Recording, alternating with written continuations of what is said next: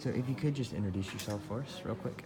Rachel Myers, Director of the Museum of Mississippi History. Awesome. And so you've kind of been around the project since it started, and what's it like now to be so close to its opening? I have not been around since we started. Both Pam and I, the director, started in March, so it's really only been a few months. There are many people that have been working for 20 years on this project. But as directors, we kind of came in just at this part where we really were able to boost the enthusiasm. I think there was a little burnout, and all of a sudden we came in and we were just able to hire some staff for our museum, so we've been able to amplify the energy. I call Pam and I were kind of the hype women at this point. But to get to this point, even just for the few months that we've been here, is amazing just to be in the building and to start seeing all the artifacts go on display and start seeing these sneak peeks and having folks like you being able to come into the museum and making personal connections and being excited about the exhibits. That's what is getting me really excited at this point. Gotcha. And so during the tour you were saying there's over 15,000 artifacts. 1,500 artifacts. 1,500 artifacts.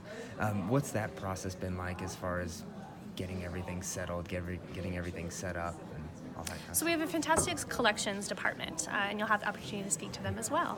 But the department has been collecting since 1902.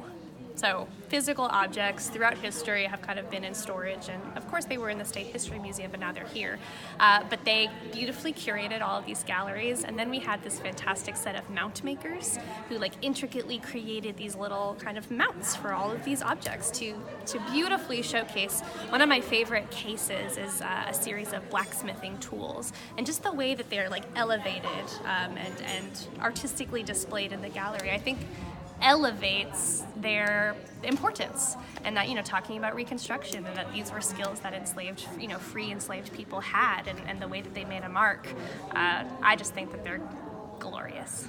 Can you talk a little bit about some of the living scenes that you talked about are in each of the sections of the gallery? Mm-hmm. We're calling them How We Live. So each gallery has a How We Live setting, which enables anyone to look into somebody's living room. It's something that you and I both have, and so we're hoping that visitors will be able to then see, a cabin during the territorial period, or the comparison of an antebellum home to an enslaved person's cabin, or talking about, our last gallery is this 80s living room with a floral couch and a big TV and old-fashioned video games.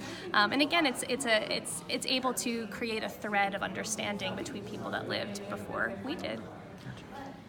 And last question, just the theme, one Mississippi, many people, all that kind of stuff. Can you speak to where that kind of came from and how you guys are really working to implement that? Yeah, Mississippi has a rich and complex past. There's no two ways around that. And so we felt that the only way to really allow people to confront and embrace and start to have a better understanding of Mississippi history was to showcase it through other people's perspectives. So what it looked like as a Native person during, Indian removal, or what it looked like as an enslaved person during Reconstruction, or, what it looked like for women, during Prohibition and temperance. Really trying to showcase something that's different from the typical narrative of Mississippi.